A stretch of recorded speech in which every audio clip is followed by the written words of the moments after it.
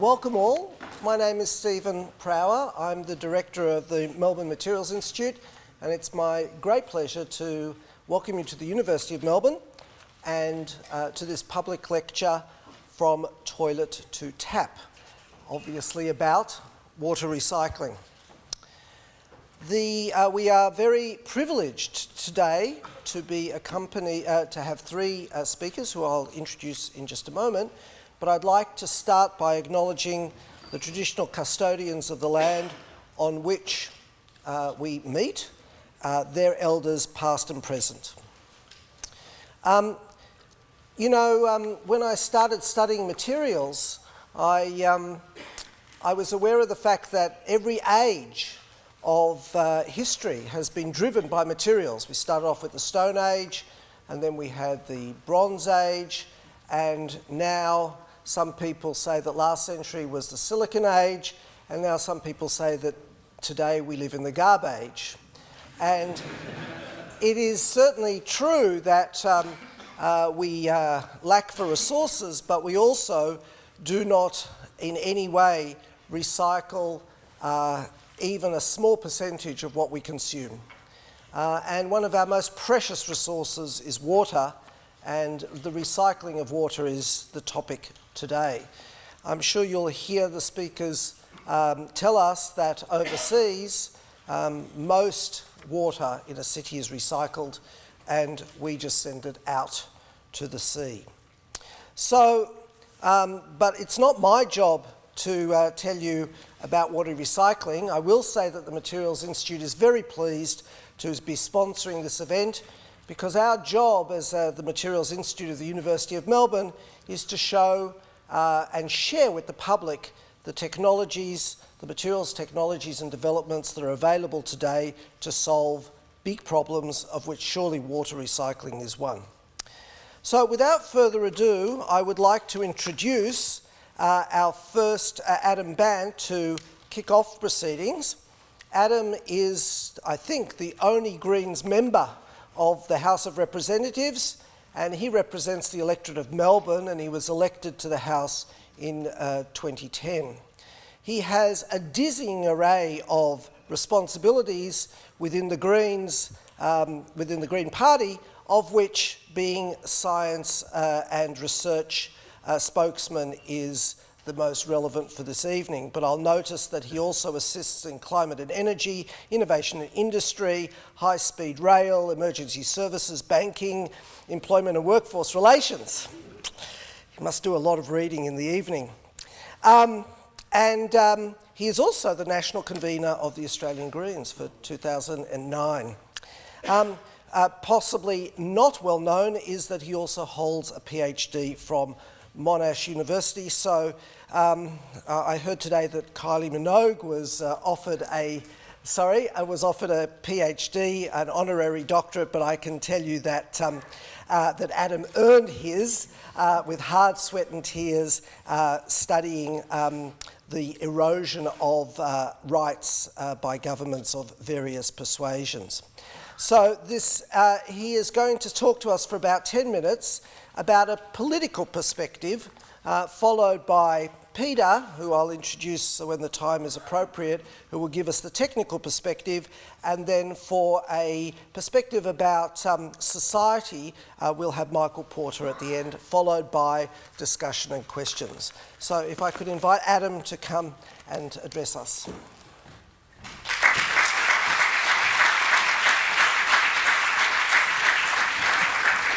Thanks very much for that introduction. I'm the member for Melbourne, which this electorate is in, and I think it's no coincidence that this electorate is with so many students in it, with such a high concentration of science and research facilities, such a high concentration of educational institutions, is the first one at a federal general election to go green. And we're coming up to a year now in this minority parliament. If you were to believe everything that you read in the Herald Sun and everything that Tony Abbott says, you would think that this government is on the verge of falling down, nothing's getting done. In fact, nothing could be further from the truth. There's a great deal of effort that goes into creating this sense that everything is unstable, but we've, in this Parliament, already in a year passed, I think it's 191 pieces of legislation which compares in 1 year, which is more than the Howard government passed in their first 2.5 years. And we're in an environment where, because no one party in Parliament has a majority in either the House or the Senate, it actually requires politicians to do something they might not be used to doing, and that is to talk collaboratively with other politicians from different parties in order to get legislation through. And in fact, it's working, as I've indicated, and we're in a situation now where something that I'm incredibly thrilled about, we are in the midst now of being about to pass our climate package. For the first time, Australia is going to be taking a comprehensive response to the climate change challenge, which I think is absolutely critical and a great contribution that I think Melbourne has made to national political history in Australia, because it was one of the first things that we put on the table when we sat down with the government in the days after the election. It's an interesting thing to do, I can assure you, to wake up on Sunday morning and walk down to North Melbourne for a coffee and listen to your voicemail and find you got a message from both Julie Gillard and Tony Abbott. It's not something that will happen very often in my life, I'm sure. Want to perhaps say some things that are probably truisms for many of you attending here, but I think it's important to remind ourselves why it is that we're talking about such an important topic. I mean, water is fundamental to life, to all life, and virtually every living thing on this planet owes its existence in some way to water. But it also, and we often forget this, but it underpins our economy and our society. And by any measure, it's an important and a precious resource. Yet, if you're an outsider looking in at Australia and the way that we live, you would think that the way that we organise our society is as if water was unlimited and infinite. But it's increasingly clear that that's no longer sustainable. Even without the impact of climate change, as the world's driest continent, we would have a challenge, but the impacts of climate change are going to make the need to address water, both in our cities and across the country, all the more pressing. And despite the existing water restrictions, Australians are amongst the highest consumers of water per capita in the world, around about 100,000 litres of fresh water per year. And despite the recent change in the weather, most Australian cities are still facing a water crisis, and we need to start, for climate change reasons as well as others, we need to start planning for less rain now. And for too long, we've relied on building more dams and pipelines to increase our water supplies, but I don't think we can continue to rely on that approach. Australian cities must turn around growing demand and put in place efficiency standards and incentives so that urban growth does not continue to demand a larger proportion of our limited water supplies. And I think we need nothing less than a change in the way that we think about our water resources. From our perspective, the Greens, we believe that we should be investing in water conservation, in demand reduction, water efficiency, stormwater harvesting, and less rainfall-dependent infrastructure, such as water recycling, rather than more dams and energy-hungry infrastructure. And I'll outline the specifics of some of our approach, which may end up being significantly challenged by the presentation that you're about to hear. But let's just reflect on the current situation. We have a current state government, or previous state government, that instead of investing for the long term in recycling and harvesting, opted for an expensive desal plant. And the current state government not only has continued that on, but straight away scrapped the Target 155 campaign, 155 campaign. And at the federal level, we have, I think, unfortunately, a government that is currently lacking the courage to make the big decisions and take on vested interests in water, as we saw, I think, with the MurrayDarling Basin plan fiasco. And just as an aside, that's an amazing illustration of the power of vested interests in lobbying. We saw an initial draft report that said, look, at a minimum, you'd be needing somewhere around 3,600 gigalitres to flow as a basic bare minimum. But if you really wanted to ensure that at the end of the system, end of the Murray-Darling system, if you wanted to ensure with at least 80% likelihood that the lower lakes in the Coorong and so on were going to remain viable, you would need somewhere around about 7,600 gigalitres. That 7,600 gigalitre figure was forgotten within about a week, and the whole debate became about saying 3,000 to 4,000 gigalitres is too much, and the government's now gone back to the drawing board and putting that as the upper limit. And I think it's going to be much to our national detriment over many, many years that we haven't seen a more courageous approach to tackling Murray-Darling Basin. The 2010 budget also saw $1 billion cut from environment programs, including cuts to urban water conservation programs, and a $179 million cut from rainwater tank and grey water recycling. And sadly, the most recent budget saw the National Rainwater and Grey Water Initiative terminated. We also saw significant cuts to the National Urban Water and Desalination Plan. But South Australia, nonetheless, continued to receive the bulk of funds for their desal plans. I can say that because of the lobbying of many groups led by the NGO WaterAid, we were able to help get Kevin Rudd's department to maintain a commitment to water projects in the aid program, which I think is critical. But here in Australia, it seems that since the Toowoomba referendum fiasco and the rise of developer-orientated desal projects, the appetite for water recycling has continued to decline amongst state and federal governments. Our plan, which we took to the last election, was based around reducing demand for water through the introduction of minimum water efficiency building standards and bolstering supply by promoting greater use of stormwater. And I'm currently working on a project discussing with the federal government a project to see if we can get exploring sewer minings around docklands and trying to get some significant funding in for that. But to outline basically our policy, we wanted to see national mandatory water efficiency standards for all new residential and industrial commercial developments. And that should include a requirement for basic minimum water sensitive design features. We went to the last election proposing the idea that we should have a second pipe network to supply non-potable water to all buildings in the development for use in toilets, laundry, and for non-potable industrial applications.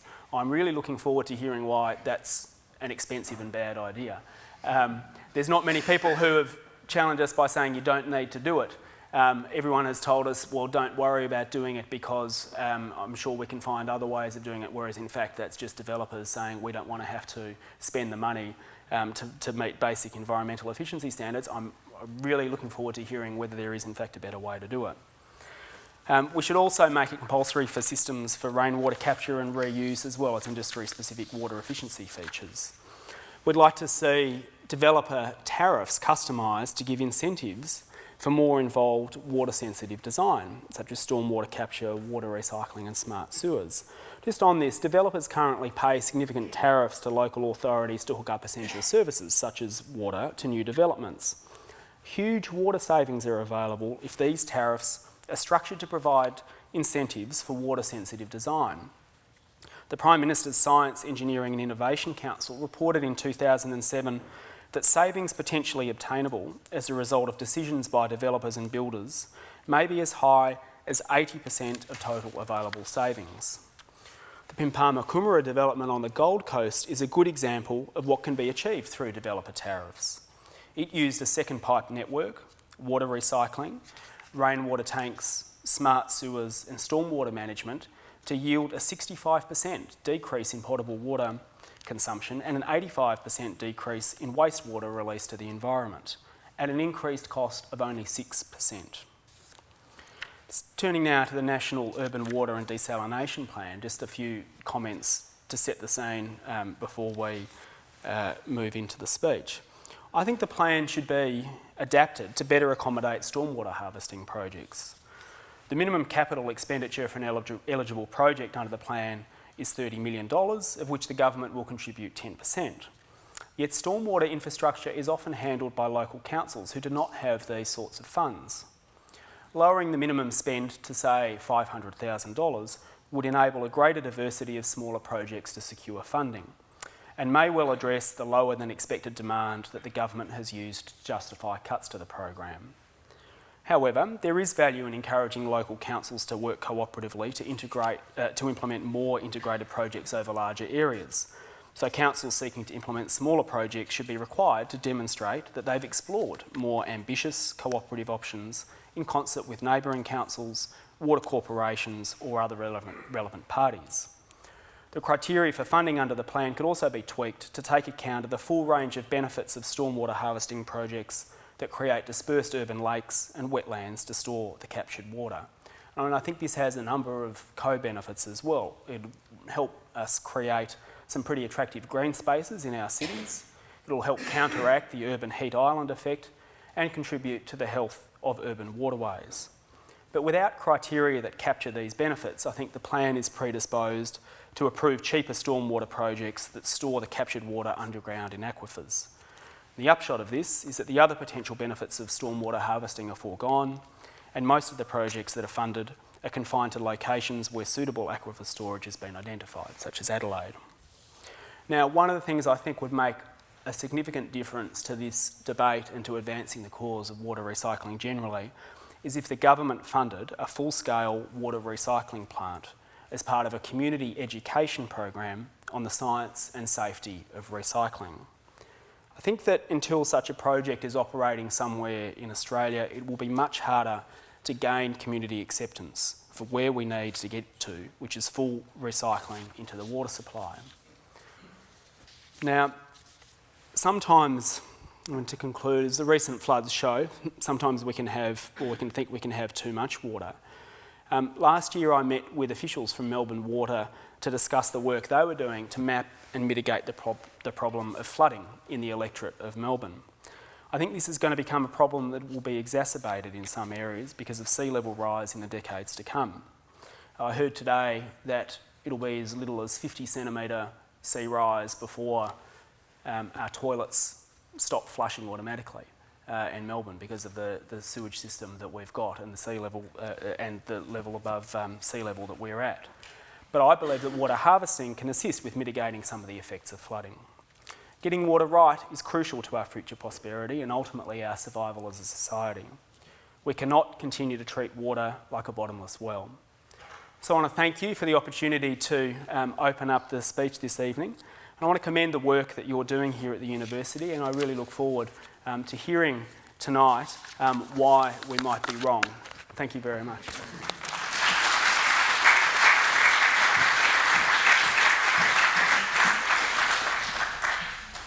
Thanks very much, Adam. I'm sure that we all agree that good policy is informed by the best available science. And this evening, we're going to hear from an expert on water, Peter Scales. He's a professor in chemical and biomedical engineering at this university, and he has a long-term interests in separations technologies and colloidal particle processing, that is, getting the solids and the liquids separated. Obviously, one application of this work is in water purification, not only for drinkable water, but also in the mining industries. And he also has put his considerable talents to considering things like biofuels from algae and tailings disposal and remediation of clay-rich streams in the mining industry.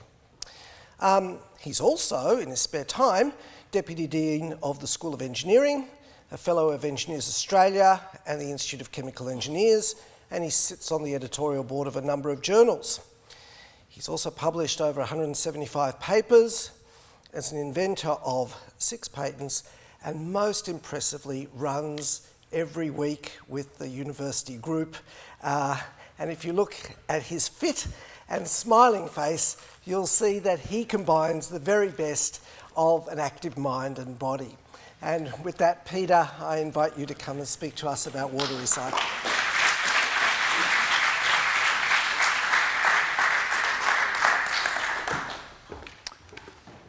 Thanks, Stephen, and thanks everyone for coming along.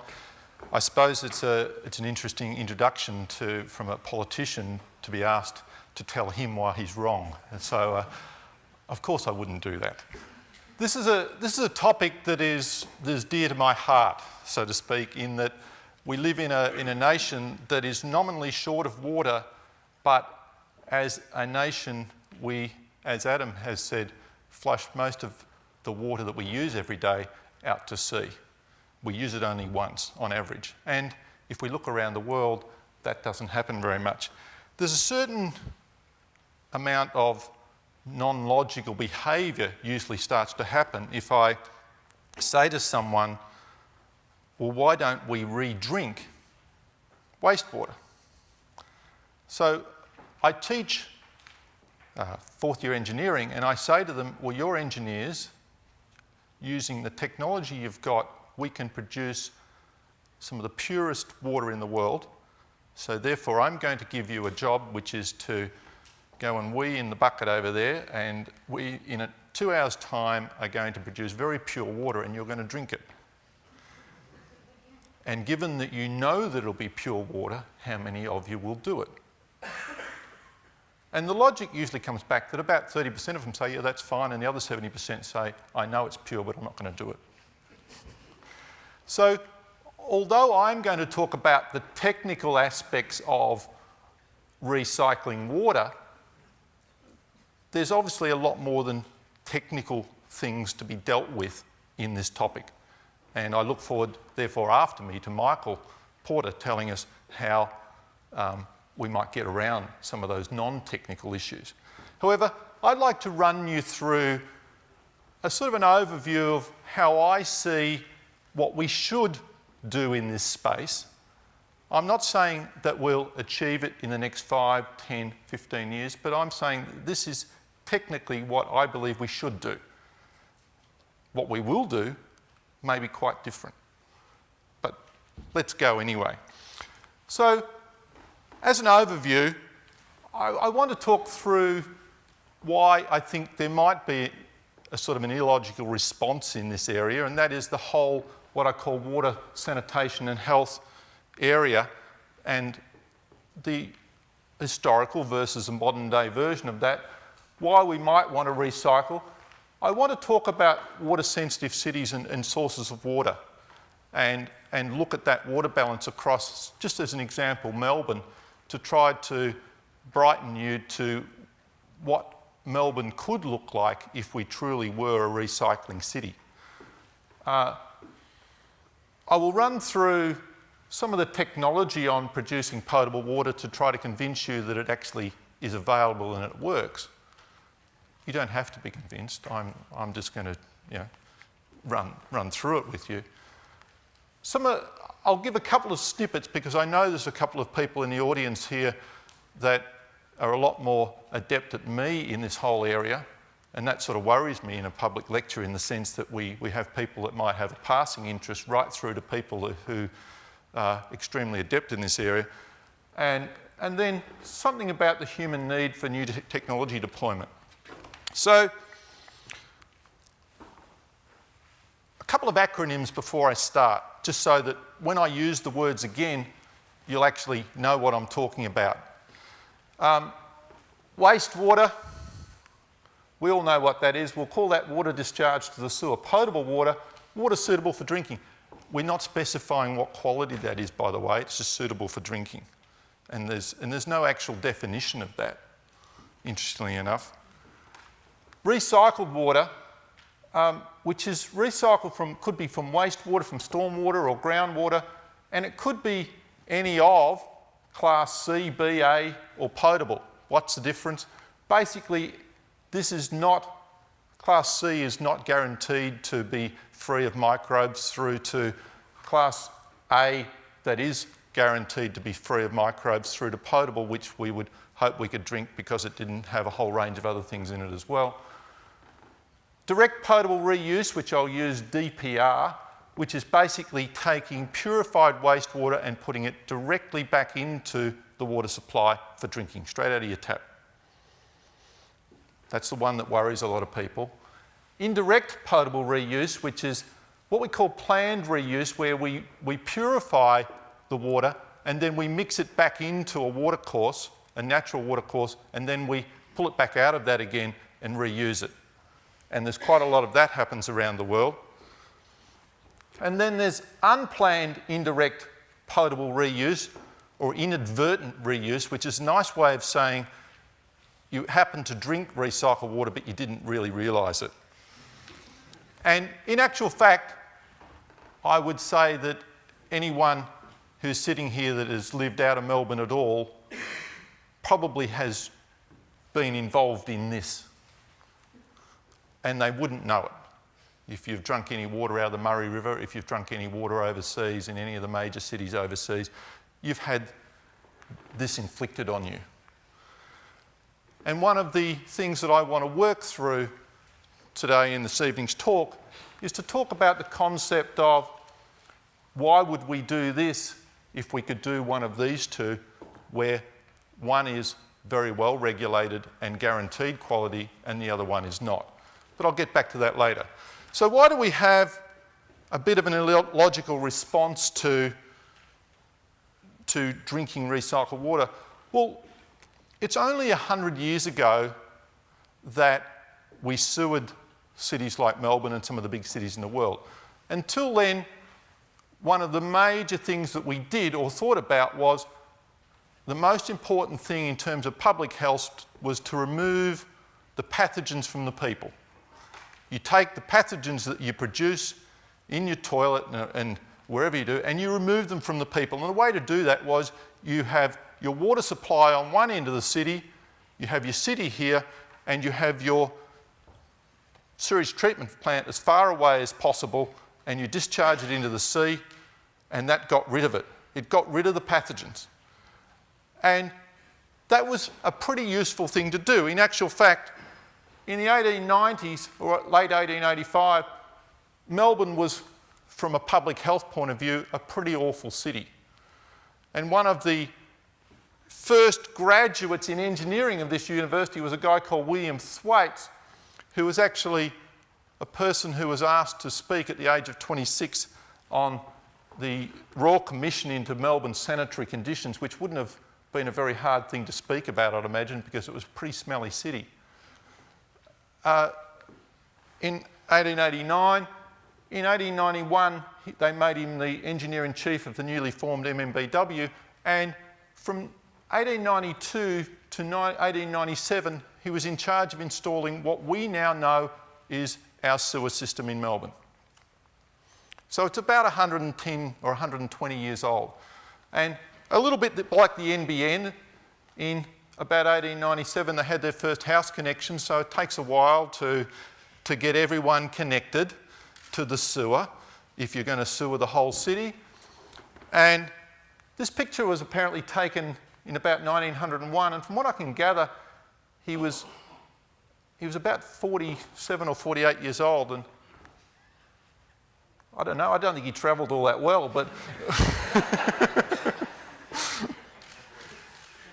he died not long after that, surprisingly enough, so either he didn't travel well or he'd had a really good life, he'd done it hard and done it well. But in 1907, according to a recent book that's about to come out, there was 110,000 people went to his funeral as his body was carried on a gun carriage down Swanston Street, and they clanged their bedpans in appreciation of this man. Probably one of our greatest engineers in this city, and most people wouldn't know his name. But what he did was change dramatically the public health of Melbourne. And that is one of the reasons why we have traditional sewer systems that we have today, is that we do need to separate pathogens from the people. And indeed, if you look around the world, and this is a map taken off the World Health Authority website, if you look at places around the world that don't even have those basic facilities, currently, probably around about 40% of the world's population does not have that as a basic.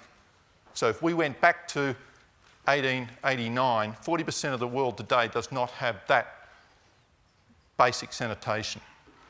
In actual fact, greater than 2 billion people have parasitic worm infections, which sort of pulls the cheeks in a bit, doesn't it?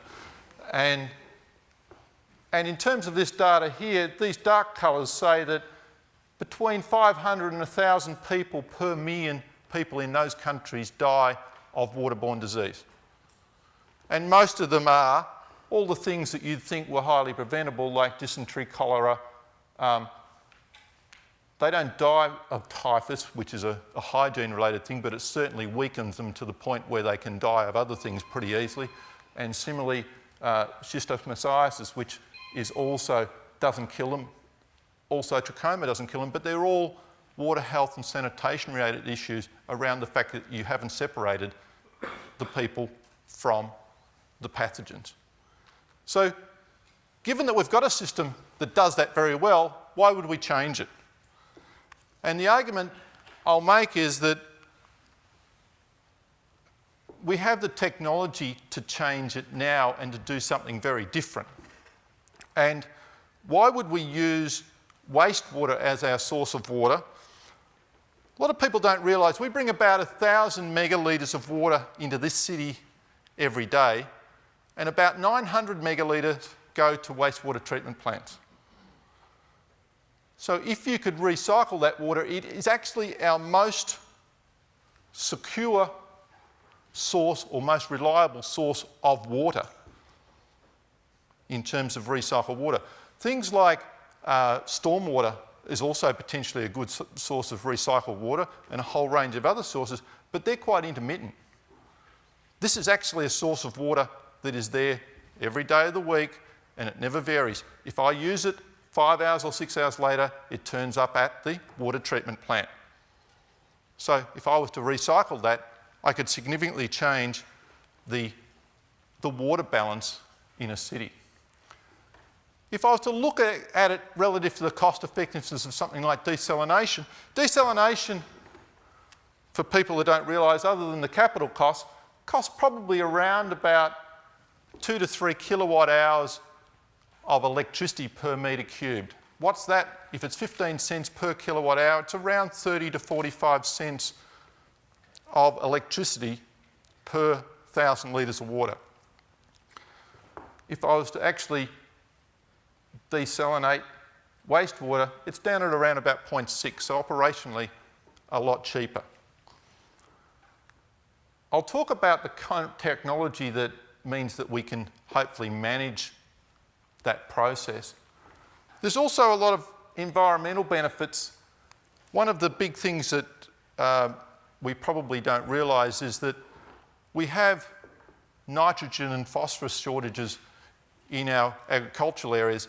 We spend a lot of time growing things, nitrogen and phosphorus, we bring them to the city, we put them into ourselves, we transport that to the wastewater treatment plant, and the phosphorus and the nitrogen get sent to the sea.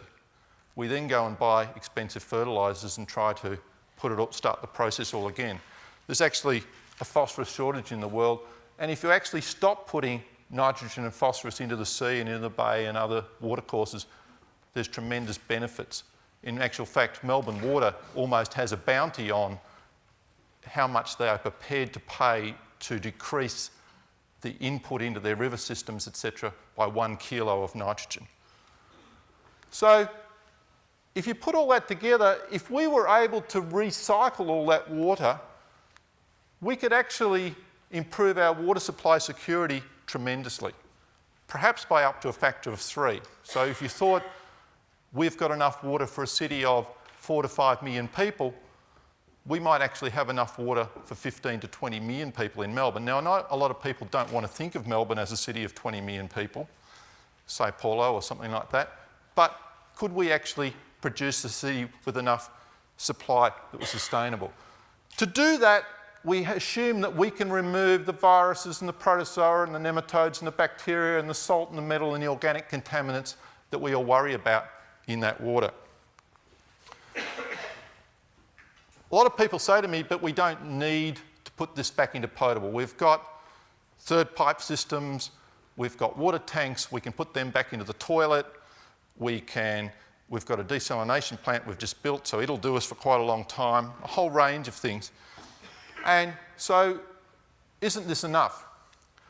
And certainly, on a lot of new developments now, nearly all of them from a development point of view, not all of them, but quite a few of them, and as Adam has said, have what we call a third pipe system. Some people call it second pipe, some people call it third pipe. What it means is that I'm taking recycled water and I'm putting it back into basically the toilet in my system, or maybe into washing as well. And these new developments, there's a 12,000 house one in Sydney, there's one in Mawson Lakes near Adelaide, which is a twin pipe system. There's an interesting scenario in this one, I always love telling it, and that is that for about a year there was a house that was plumbed backwards in that estate. And they didn't get sick, surprisingly enough. In actual fact, the water quality was probably better than a lot of countries around the world. It's just that people always worry about that. Have you plumbed me up the right way? So what's the way I think about this area? And one of the pieces of graphics that I used was developed by Rob Skinner, who was the former CEO of Melbourne Water. And it's the concept of what we call a city of the future, or a water-sensitive city. And starts with the concept that if we start most cities as a few people and then they need a water supply, and then they realise they need to sewer the city, then they realise that they've got a flood problem, so they drain the city, and then they've got pollution, so they get rid of the point sources. And then, if we were to become a water-sensitive city, we would recognise that all water is actually useful water, and we might start to recycle water in the city. And if we truly want what we call a water-sensitive or very sustainable city in terms of water, then every bit of water in the city we're going to have to reuse. Simple as that. And if we did that in Melbourne, there's enough stormwater and there's enough wastewater to almost get away with the dam system. You wouldn't get away with it completely, but you could actually have a city that existed in that context. But there's an elephant in the room, as the saying goes, and the elephant in the room is that if I look at how we use water both domestically and in our industry, we use about 60% of our water domestically in Melbourne and about 40% industrially, and that's pretty standard across Australia for big cities actually, and a lot of them around the world. And if we look at how we use that water, if we actually produced a water-sensitive house, which is we put into it lots of water-saving fittings and everything like that, and we looked at how much water we could use as recycled water in that house and how much we would need as potable. And this is some data for an estate in Sydney where they actually, poor people, for a whole year, they actually recorded every bit of water they used and wrote it all down. And they used about 43% in the shower. I always say I've got a younger son who's here tonight who uses more than that. Hand basin, all these things. And if you go around here and you say how much of this needs to be potable in a water-sensitive house in the future, the answer is that about 70% of our water that we use every day needs to be potable. And yet most of all the recycling schemes we've got basically say that we can recycle about 30% of our water very easily that way, but after that we're looking for a use for it. We're cleaning it up, we're making it better, but we're actually looking for a use for it that's not domestic. We're trying to on-sell it somewhere else. And currently Melbourne's at about 20% recycle. So in another 10%, we're going to be at the point where, in actual fact, we'll have lots of water to recycle, but they won't have anything to use it on.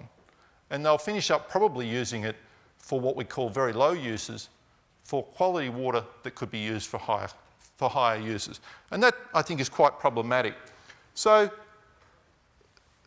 we actually do need to think about how we're going to get water back into the potable system, not just recycle where we're not going to drink it. So you ask yourself, who actually does recycle water, either as direct potable recycle, which means they put it directly back into the system, or indirect, which means we deliberately put it back into the system. And you look around the world, and the obvious one is the space station. And if you think about it, they don't carry a lot of water up there, everyone. They've got a thing called the NASA Martini, which is basically the recycled water that goes round and round and round and round. There's a place in Namibia that's been recycling directly since 1987 for quite a large city. At the end of 2011, for those that go to Bali, you probably never drank the water out of the tap in Bali anyway, but if you do from 2011 onwards, it will actually be direct potable recycled water, and a lot higher quality than it has been in the past, I will try to show you. And Singapore is going through a slow evolution, I won't call it a revolution, and they've actually recycling a very large amount of their water every day. They're actually putting some of it back into their reservoirs, about 2 to 3%. They're putting most of it to industry, but they're also bottling the water directly out of the process, and they give it to every school kid in Singapore. And if you go to the facility, it's a great facility, and the first thing they offer you as you walk through the door is a bottle of water, and sure enough, after a while you tend to take the tap off and you have a drink, and guess what? It's pretty good stuff. And their argument is simply one of a generational one that says that in 10 or 15 years' time, everyone in Singapore will have drunk recycled water. So if they then say, I'm going to put it back into the system, people will probably say, oh, well, so be it. But at the moment, surprisingly enough, they're sending higher quality water than they need for drinking to industry. We have a project in Australia called the Western Corridor Project that was developed as an indirect potable recycle, and Adam can probably comment as to why 17 days before the election, when the reservoir filled up, they decided to pull out of putting it into the water supply. That's a political thing, not a scientific thing. However, it still produces about 200 and something megalitres of water a day, equivalent to a quarter of Melbourne's water supply, and it produces drinking quality water, and it puts it not back into Winehoven Dam, which you may have heard of in the floods last year, filled up, and it sends it past Winehoven Dam to a power station for use in boilers, etc.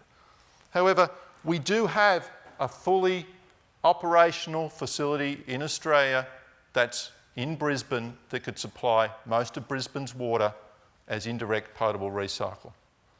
And Yokohama in Japan, most of their water is in this. Around the world, huge number of cities do unplanned stuff. That is, I call it the magic river. You take the water out of the wastewater treatment plant, you throw it in the river, it goes a kilometre or two down the river, you pull it back out again, and something magic happened in the river. What happened? Very little. So,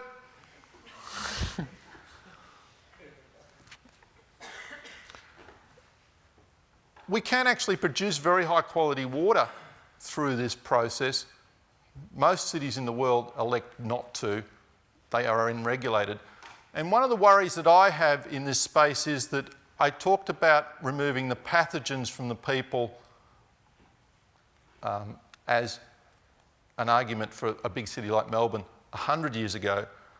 There are other things in our water supply that you'd also now want to remove from the people. We have a lot of things that, from a pharmaceutical point of view and a cosmetic point of view, that finish up in our water supply that we wouldn't want to recycle. And people that do what I call unplanned water recycle actually don't regulate those very well necessarily at all. Endocrine disruptors and a whole range of other things. So why would I prophesise that we should be starting to think about direct potable recycle? Well, the first of them is we take a river and a dam, we take water, we treat it, and a lot of people probably don't realise we have about 40 intermediate storages in Melbourne. So it goes to these storages as a place where it's then distributed out into households. It's distributed to households, we use it, it goes to the sewer, to a wastewater treatment plant, and then it gets discharged. So this unplanned stuff basically says that it inadvertently gets back into the river and it gets reused again. The next option is that we use some plant, it might be a membrane plant, to treat the water and produce third pipe, which is water that is Class A or something like that, back into our houses. Or it could go back into a water source in indirect potable resource like I talked about for Brisbane. Or the other option is you literally put it straight back into the intermediate storage. Why would you do that? Well, I would say that the practice that happens around the world doesn't guarantee quality. That's been happening for a long time, and as we all start to take a lot more pharmaceuticals in our lives, guess where it all finishes up? It all finishes up in the river, everyone. Someone said to me recently, talk to any 50-year-old and ask them if they haven't taken a pharmaceutical in the last week. We could probably do a show of hands. Any 50-year-old up here hasn't taken a pharmaceutical in the last week.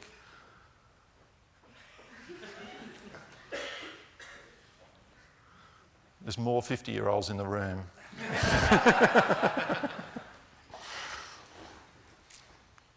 So, indirect potable recycle is a pretty good buffer against things like treatment failure. One of the things that people worry about in this process of recycling is, I've got this membrane plant, what if it fails? What happens if the membranes fail and the muck gets out?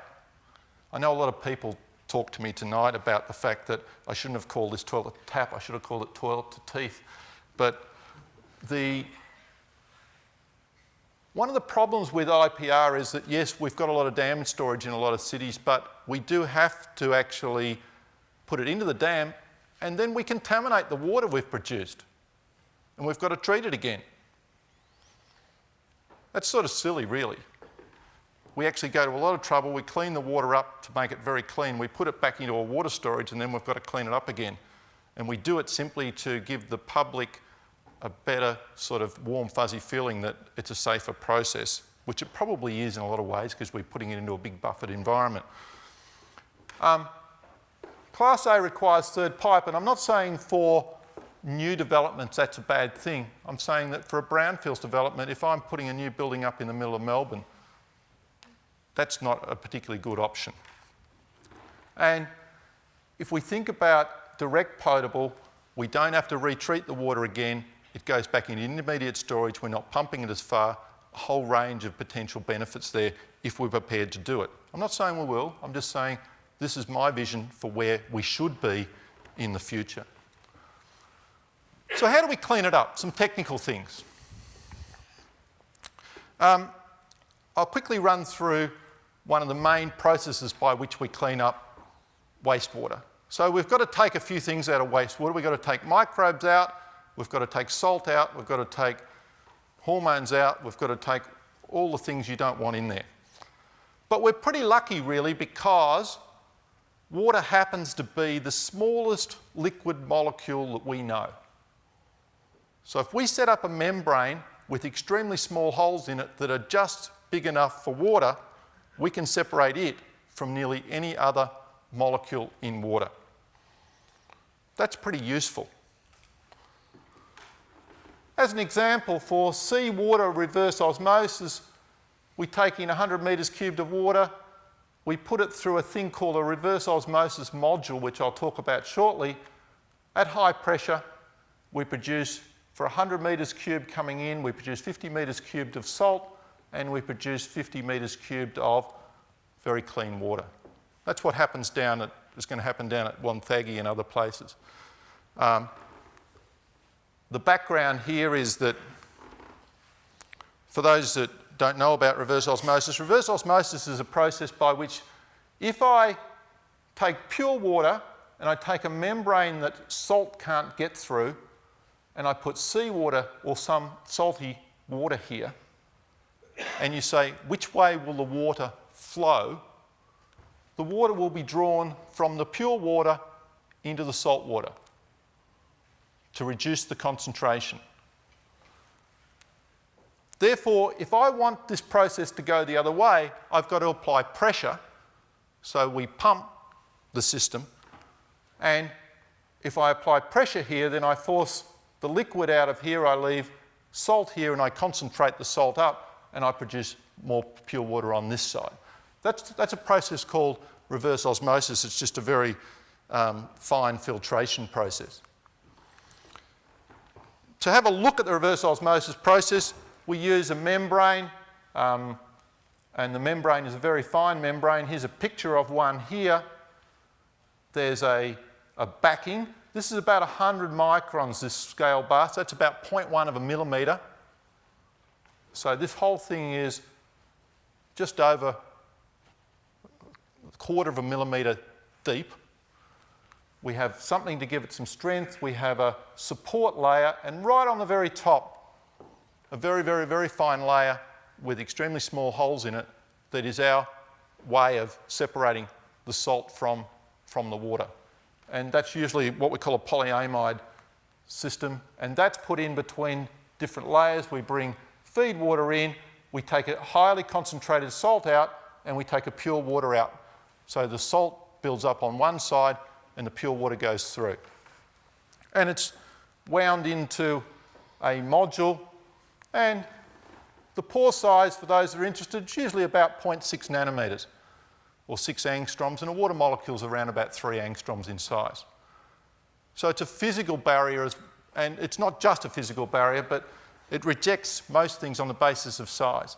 So if I think of most of the molecules that I'm worried about in my water supply, they don't get through this process. So it's only if it breaks that I've really got a problem. Here's some pictures of it installed in the Western Corridor plant in Brisbane. And they're the same modules that are used in the desalination plant down at Wonthaggi. Exactly the same process, except that one's doing seawater and the other one's doing wastewater. However, the wastewater plant, according to our health authorities, needs a few more what we call risk mitigation components put into it. And technically, we start with source control, which says that we stop people putting heavy metals into our supply. We have wastewater treatment, we then do ultrafiltration, which gets rid of bacteria and viruses. We then do this reverse osmosis. Anything that gets through this, we hit it with UV and peroxide, which is to oxidise the crap out of it, is my sort of technical term. And then, if it's indirect potable recycle, we blend it back into the reservoir, and then we have to put it through water treatment because it's blended with dirty water and we have to clean it up again. That's the bottom line there. So how clean is it? Well, bottled water, we all love bottled water. They even left 3 of them out here for us tonight. I thought that was interesting. I hate bottled water. It's really against all my principles, but I'll probably drink it because I'm getting dry. So, what's in bottled water? Well, most bottled water, I have 2 types of water. I call them low-level water or gourmet waters. And I call them gourmet, and the Perriers and the Evians, because they're over $3 a bottle. To me, that's gourmet. They draw from the same sources as a lot of cities. You pay around 50 cents a kilolitre, in the city for this water, and you're paying about $3 a litre. So a factor of about 2,000 different out of the bottle on average. 25% of waters in the world don't document their sources. Why? Because they get it straight out of the tap. And they fill up the bottles and they've found out that's a pretty good way of making money. But you can get really pure water. From a chemical point of view, I know there's a guy here that does what we call force balance work, and you need really, really, really pure water. What's the purest water I've ever found in the world? We used to spend months making in the laboratory as a surface chemist. And then a guy told me once, I've found the purest water in the world. You can buy it at Coles, and it costs about $6. It's called Nobel's Puro. It's a double reverse osmosis, double carbon process. And as far as we know, chemically, I cannot detect any contaminants in that water. It's the purest water I can find in the world. So if you want really, really pure water, I don't know what you'd want it for. $5 at Coles. I don't work for them, I'm just telling you. So, if I'm not going to compare that water because it's not worth comparing it because I can't find anything in it. Okay?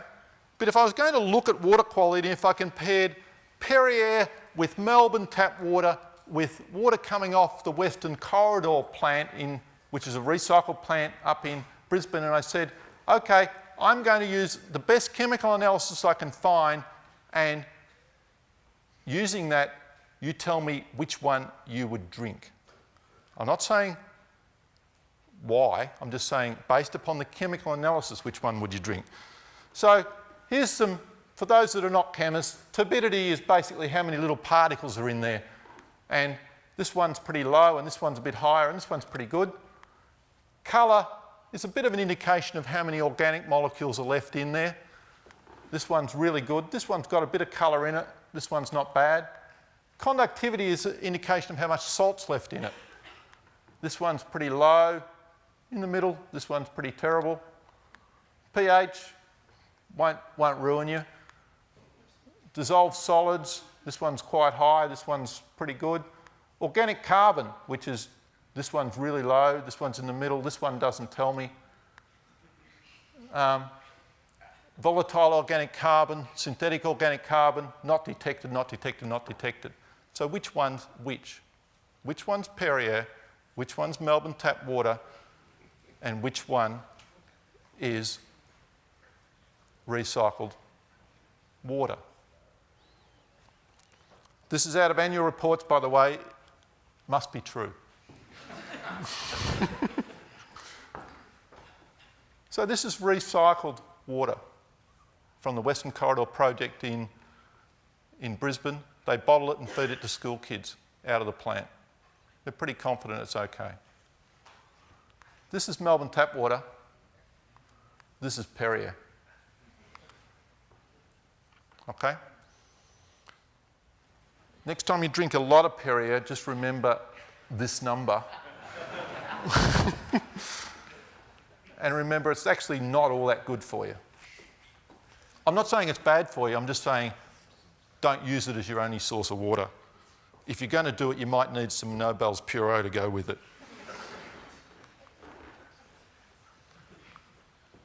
So that's just a bit of a run into quality, and you can hopefully see that if I actually install a plant that has technically set up to do all that stuff, it works pretty well. So what would we need to do, and what are some of the research questions we work on? I'm just going to run for a couple of minutes through some research questions before I finish. Some of the research questions that we get asked to think about are, can we have an online quality guarantee for water? In other words, if I had an app on my phone that said, okay, I'm drinking recycled water, but I can go click and it tells me right now that I guarantee you that this water is good because of this thing, then people might be happier about that. Don't know. There's a lot of problems with what we call membrane fouling and operations within some of these plants. It doesn't affect the quality of the water, but it affects the cost because you're doing a lot more maintenance in these processes. So we work quite a lot on membrane fouling, and that's one of my research areas. How do we reduce energy costs? One of the first sort of thoughts on where we would start to install this sort of technology in Australia is to choose some poor bunny that's got no choice. So you go to a really remote site. So we're actually thinking of the most remote site in Australia, which is Antarctica.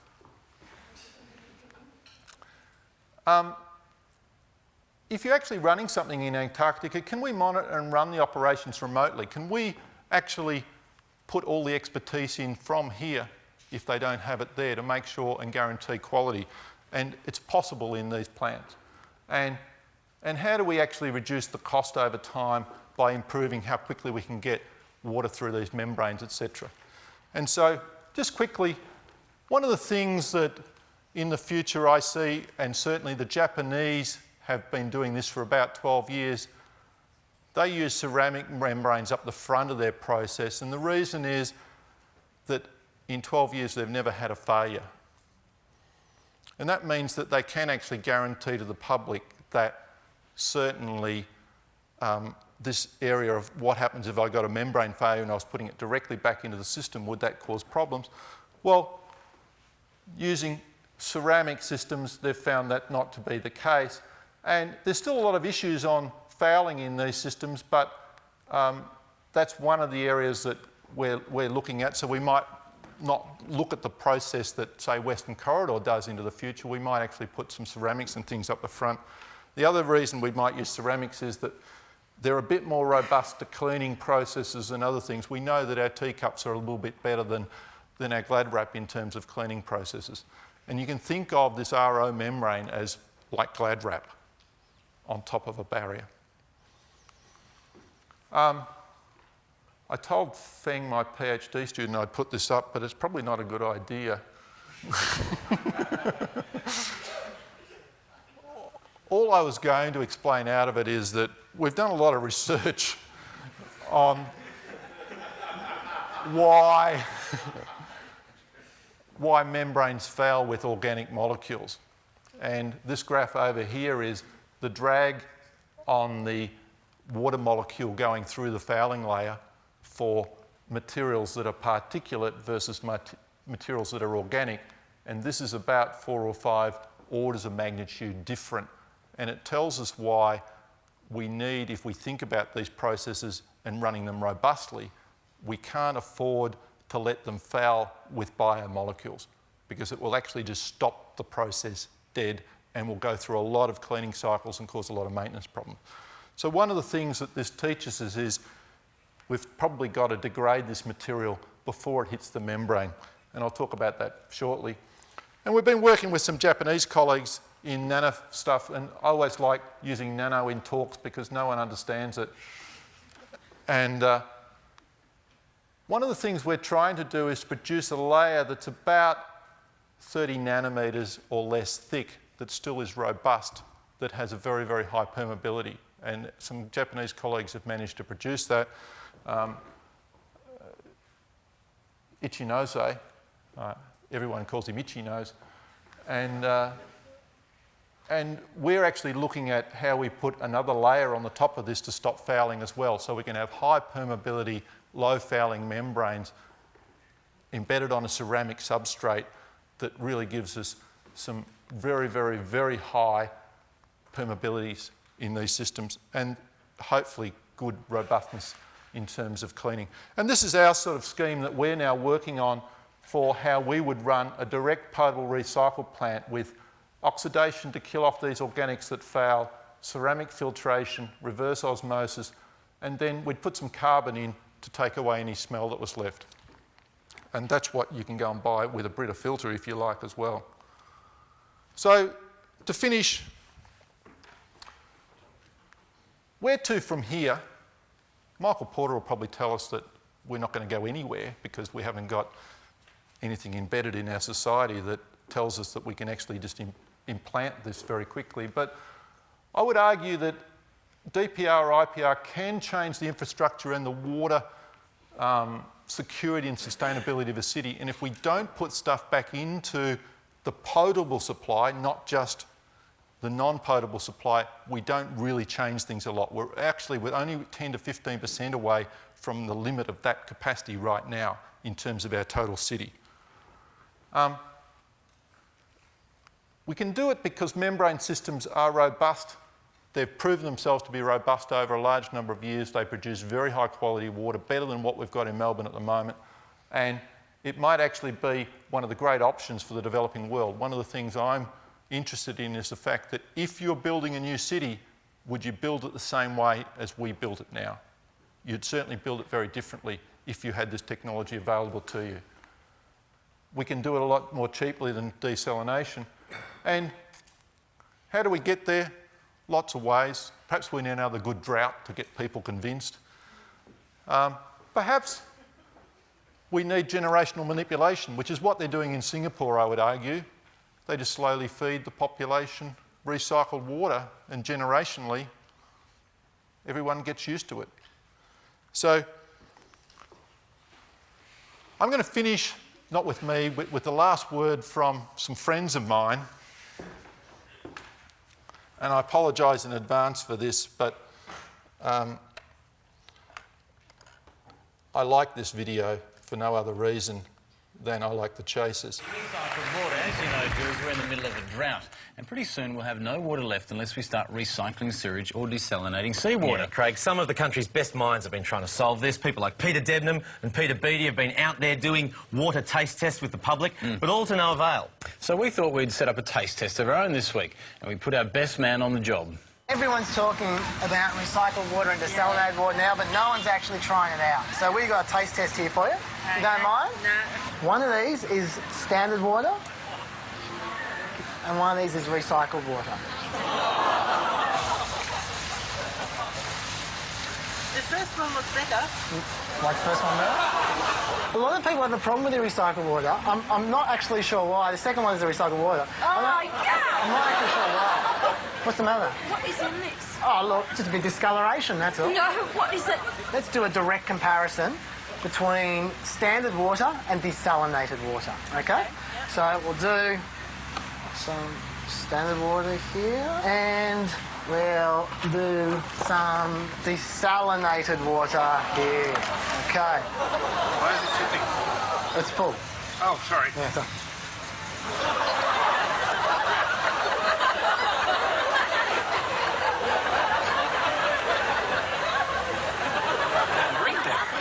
Can you tell which one's the desalinated water? Try again. Something in it. Just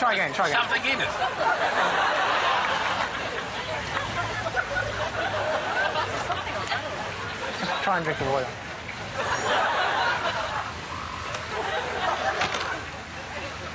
Can you tell which one's desalinated? Why is there a fish in there? You get the odd impurity when you use seawater. Every now and then something gets through. Yeah.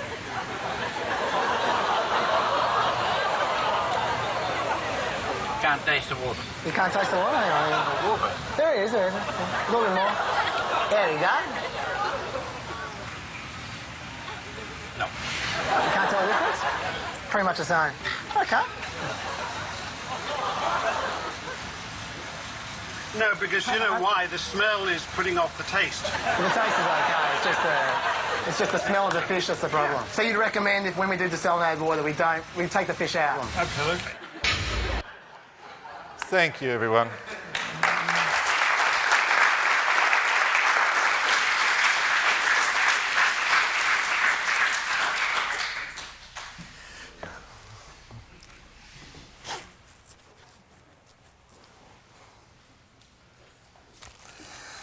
Peter, thanks very much. I think anyone who thinks that academics don't have a sense of humour doesn't know Peter. So we thank Peter again for an entertaining and wonderful lecture.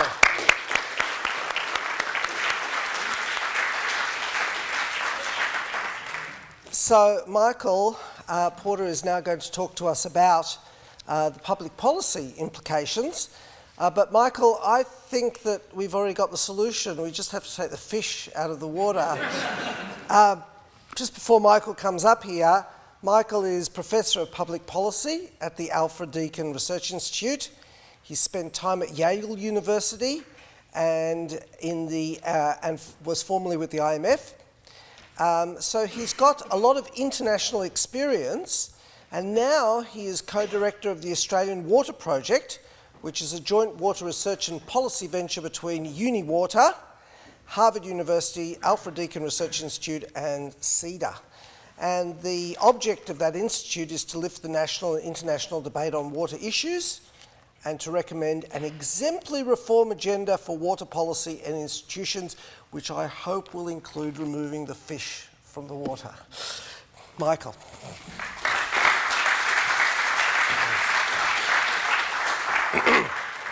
My middle name is Wanda.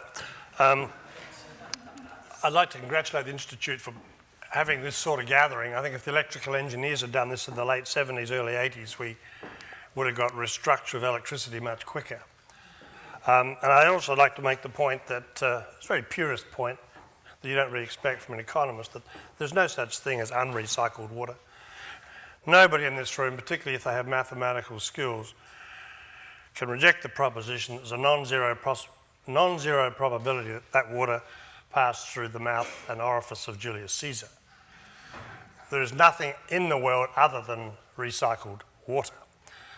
But that doesn't mean there's not very real issues, and I thought everything that's been said tonight I have no difficulty with, because there really are options for recycling sewage and for doing things. We know it works, we know the technologies, and my point is, and I think the point is, the same as for water as it was for electricity.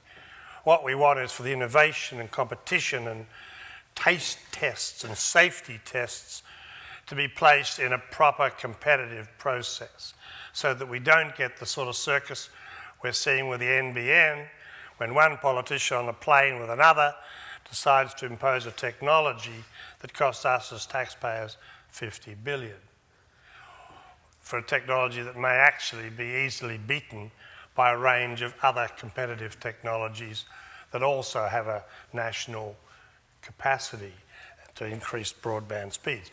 In the case of water, if we think back to the electricity example, the savings we effected by enabling competition across generators, by separating distribution, by pricing and trading, wholesale and retail. Back when my think tank at Monash first estimated these things, were of the order of $2 billion a year, although the Productivity Commission's predecessor found that number to be conservative. So one of the points I want to make is that I'm profoundly in favour of recycling water getting into the system, but that really depends on technologies that are becoming cheaper and cheaper and cheaper being implemented. It's been a great week for physics, but I mentioned that Brian Smith's wife was an economist at the Productivity Commission, and she fired him up to sort of expand the universe. And I'd also like to say it's a very sad day because Steve Jobs died today.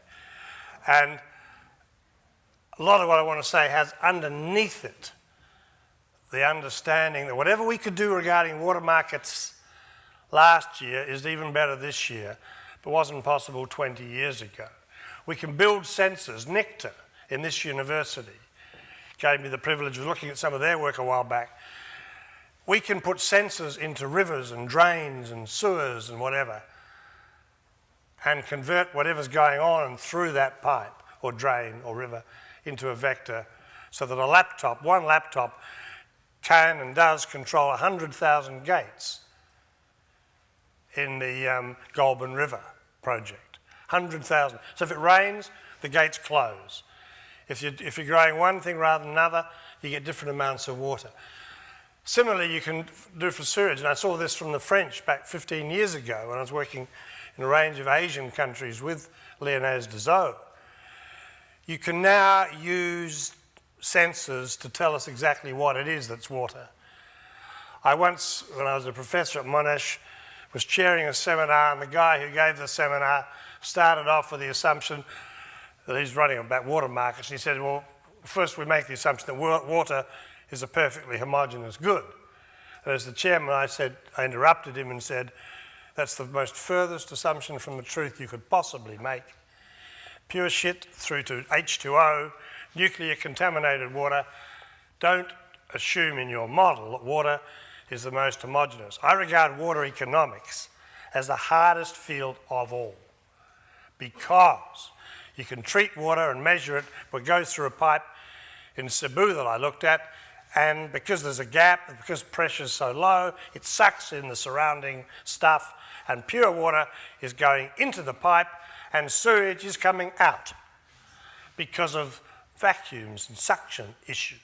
So the whole nature of water is that somehow we have to find structures to get this great science that this institute and others are putting together and blend it with IT and sensing sciences, and then with economics coming in, as it always does, with the master stroke to discipline the atoms of the world, because we don't want tens of billions spent when single billions will do the trick.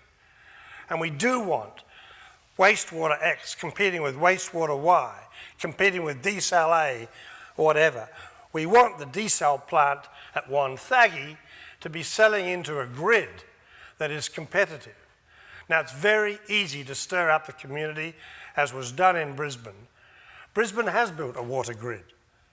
Brisbane does have the various alternative water supplies, including recycled water. But the Vice-Chancellor, I think, of Brisbane, he was in a humiliating position of having to see that whole thing turned off, and now it doesn't do what it's supposed to do because of ignorance in the community. So we need a lot of seminars like this. We need a lot of communications. I think if I go back to when we were stirring the pot on electricity, we had hundreds of seminars regarding how electricity trading would work. I think water trading is a much harder topic, but I do congratulate the Institute and my colleagues, John Briscoe, who should be here talking, not me, or John Langford, who's in the United States this week.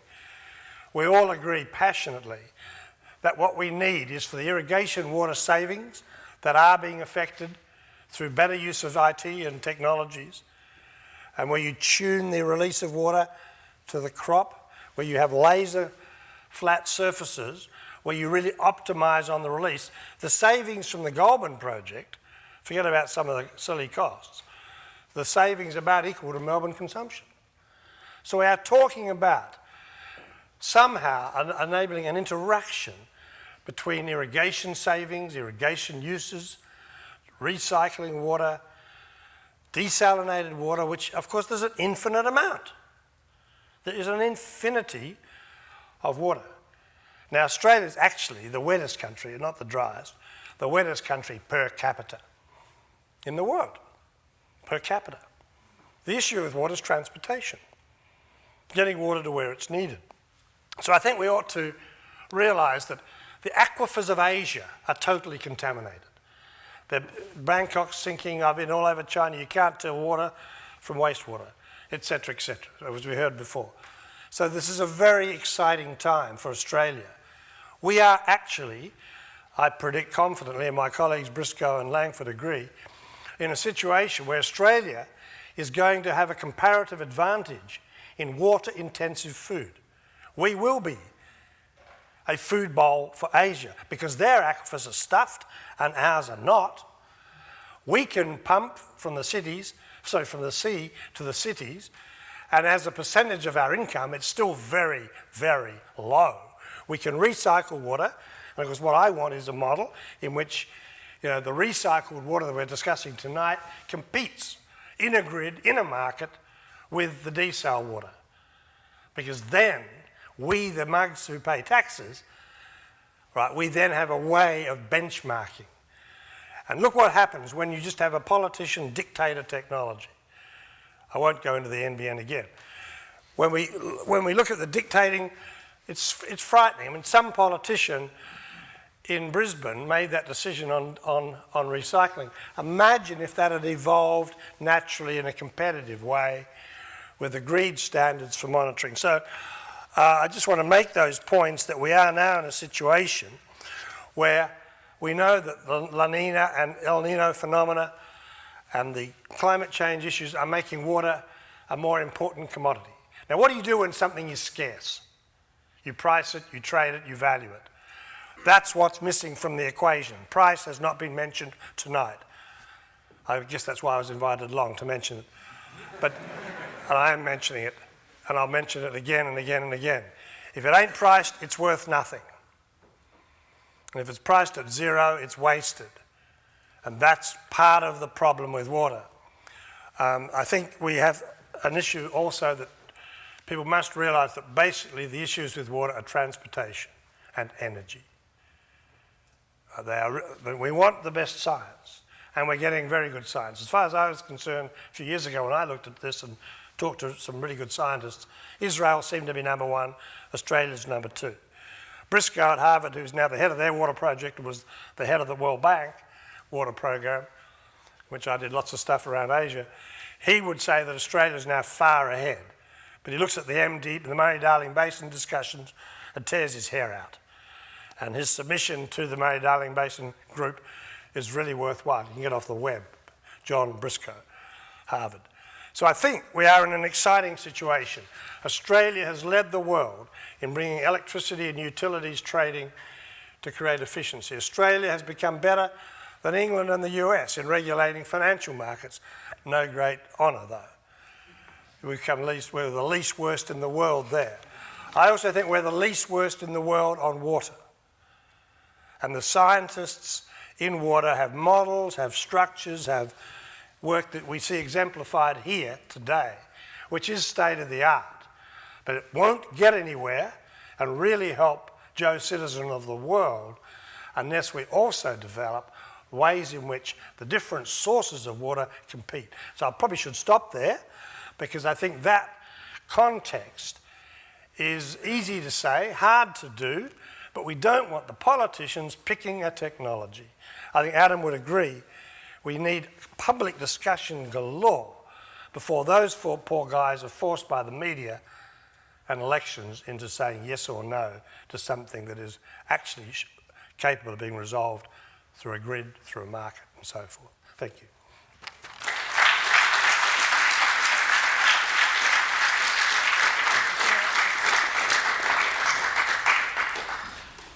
I'm now pleased to invite brief comment, but more desirably questions from the floor for any one of our speakers.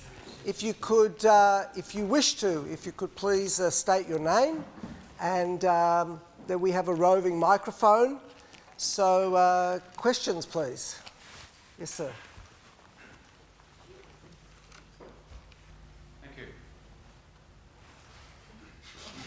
Yeah, I think perfectly sensible question. We should pay for what we use, and we should basically pay not necessarily a full cost, something potentially in excess of that, a bit like congestion charges. At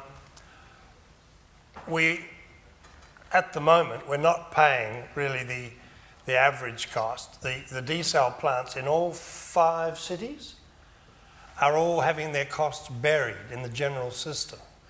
If what I'm really suggesting is we create a reserve bank of water, or something like that NEMCO, the grid, the company that rules electricity, if we had a company charged under an act of Parliament, Adam, with the rules of the game for efficient delivery of water and pricing and fair pricing of water, if that entity was then charged with buying and selling bulk water and facilitating that, and then having a retail set of businesses underneath that charged water to the household with insurance contracts in case the water was contaminated.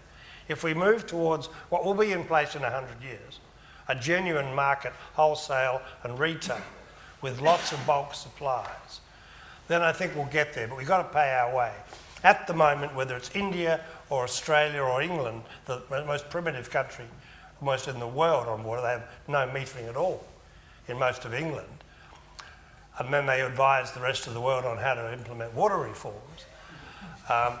If we move that way that you're suggesting, I think then we've got a chance.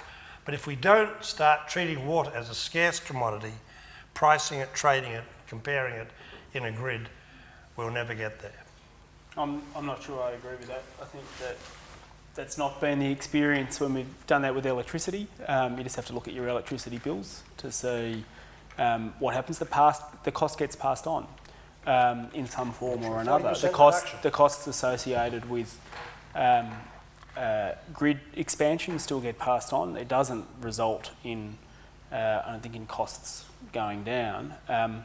If we did have a rational system of pricing water and funding expansion, I don't think we'd have a desalination plant. I don't think the economics of it stack up, and yet nonetheless we do. And I think you find that you are, in fact, paying a user pays version of that on your electricity bill, on your water bill, rather, at the moment.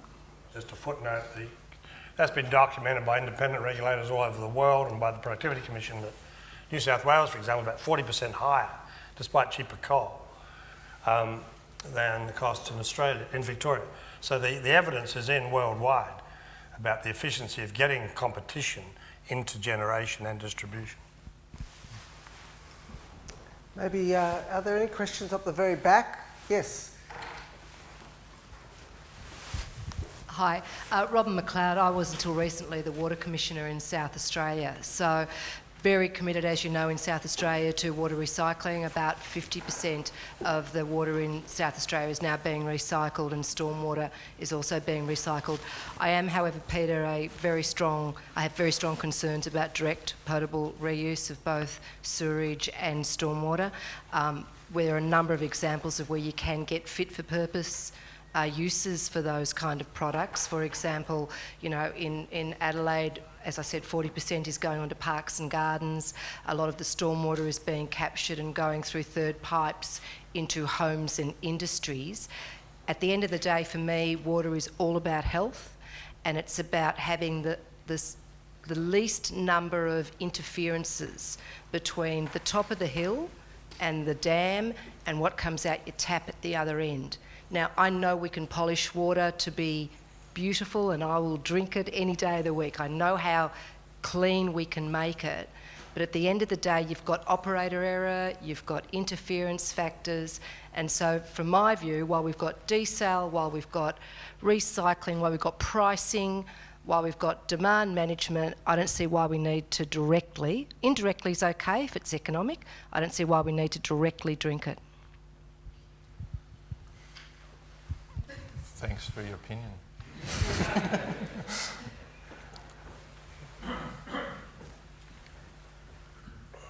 James Brown. I wanted to raise with Michael Porter an issue of pricing and competition and getting politicians out of choosing technologies. And the thing that I rather like, although it seems to have not got much support from various people, is the German approach that's been chosen for renewable energy, but it can be extended.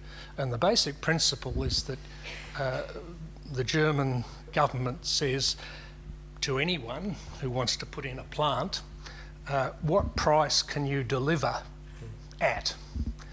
And they say, right, if you put in a plant in the next few years, then we will guarantee that feed-in tariff, water price, to be delivered to you for the next 20 years.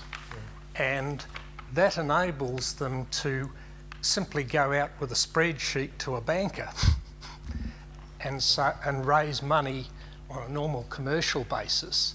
And no matter how, if you like, exotic the technology, you don't pay until it delivers, and you're using ordinary commercial fund management and risk management to fund these projects. I mean, if in the renewable energy area, you know, there are strong forces at the moment fighting, imagine when the money starts to flow, how much pressure there'll be put on politicians to choose this technology or that technology, whereas this divorces that process, and the price doesn't have to stay constant for 20 years. It's only for you who get that plant in. If the price goes down, if the technology improves, or if the technology doesn't, you wipe that and fund other things.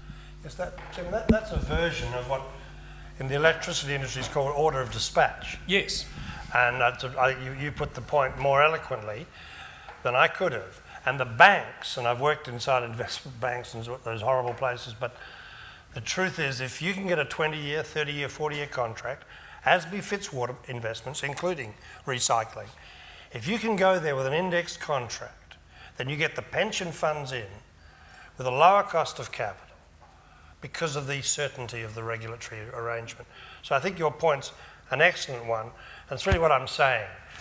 We're just having ad hoc addition of projects, excellent or silly, are being decided politically.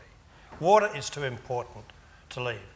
I also make the point that it really is the case that Australia's economic future is going to be massively benefiting from export of food because we know how to use water properly, and this system you're talking about will work very well. Yeah, but it's been discredited by being talked about as a feed-in tariff. Yeah, it's not yeah. really, it's a much more comprehensive. Yeah. The other thing that's been demonstrated that the cost of wind energy delivered in Germany is cheaper than any other place in the world because the risk has been taken out of it. The cost of capital is down here. I'm going to take Chairman's prerogative, Peter, and ask Peter a question. Which is very naive, but Peter, in your diagram of directly having these local storages which take sewage and put fresh water back into the storage, what happens to the waste? In a desalination plant, you just ship the salty water out to sea. What happens to all of the Waste. The waste, yes. Yeah. Do you mind if I add in a question on that? That I was just Yes. whispering in his ear. I want to know why, secondly, why that process is cheaper than desalination. Okay, I'll answer the second one first. The answer is the amount of salt. We're pushing against an osmosis or a pressure caused by the salt concentration. In the wastewater case, the concentration of salt is tremendously lower, therefore the pressure we have to apply and therefore the cost of it is tremendously lower. So that's the first one. The second one is on waste. Whole range of things you can do on waste. One of them is that locally you could put it into the sewer and say, well, I'm going to send it down to a single facility, or you could process it as a normal wastewater treatment plant does as waste. Now you're talking about storages that are in the suburbs, right, and inside the city. We have a problem in Australia in that we haven't ever really, in a lot of ways, dealt with what we call the sludges from our wastewater processes in a sophisticated way. I can give another talk on sludge if people want to wait an hour. And we tend to store it, or use the old adage, the solution to pollution is dilution in Australia, and that is we dilute it out into the sea. However, we are, as a nation, probably going to have to do a lot more of what Europe does, and that is actually take that sludge and actually make it into a resource. There's a lot of nutrients in that sludge. There's also a lot of microbes in that sludge, and there's a lot of pathogens there. So how we deal with that, some people elect to burn it, some people elect to heat it up and destroy those pathogens and reuse it in a whole range of ways. But yes, sorry, I didn't put the pipe that came out and where it goes, and in any of this process, as you start to rethink and rework these processes, you have to deal with the salts, you have to deal with the waste out of that process. At the moment, we tend to store them in big piles down at Carrum and Werribee and other places. A lot of places around Australia are finding beneficial reuse for those materials. You've been waiting.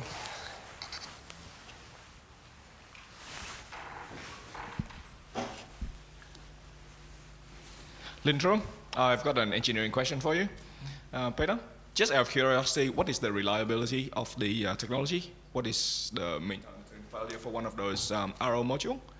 And how successful is it to say deliberate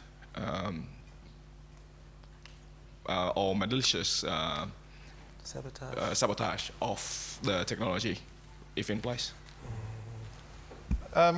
Everything's susceptible to malicious or deliberate sabotage.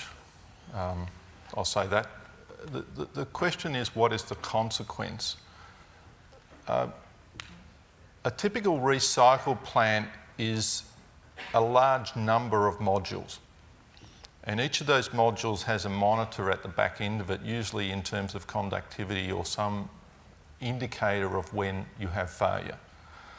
So none of them are fail-proof, even though the ceramic technologies appear to be pretty close in that they've never had a failure. That's not to say that they're 100%. There's no such thing as 100%.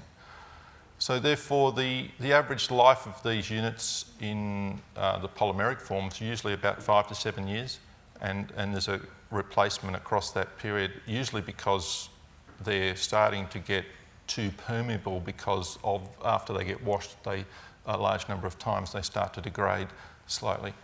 So yes, you have to replace them. Yes, there's a monitor. What's the consequence of one of them failing? Not very much, in the sense that it's a failure of one unit in a very large number of units, and yes, it does contaminate the system, but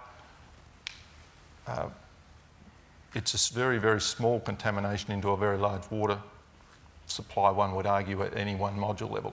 You can shut them down individually or whole modules down very, very easily.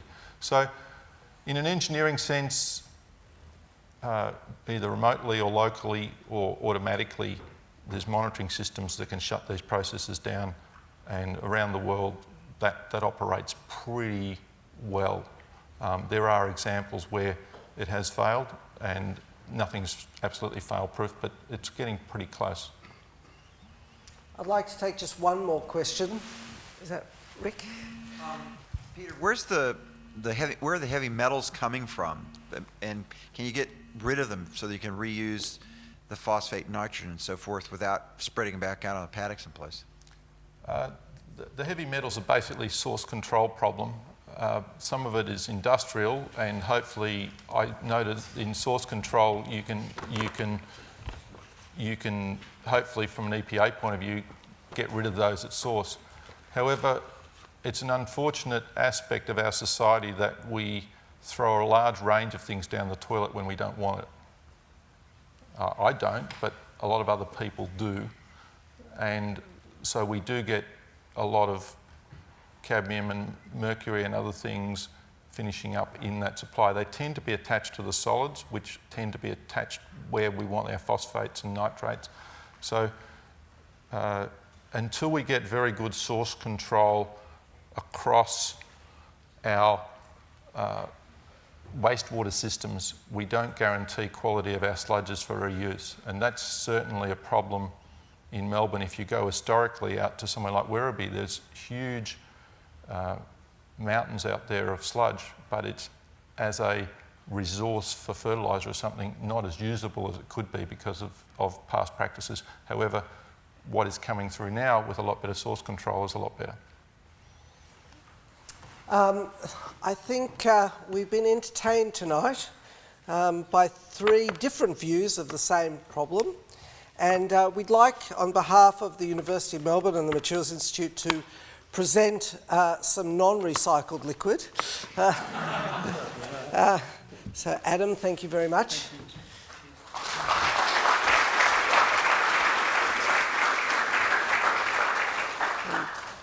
Peter.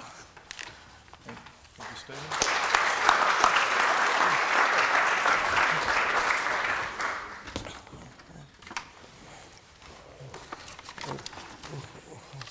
And thank you all. So,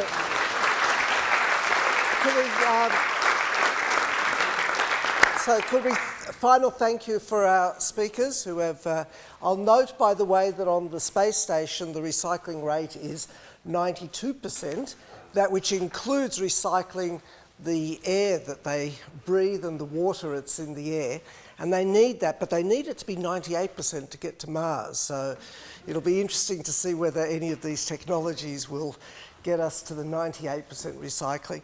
Thank you very much, gentlemen, for a little bit.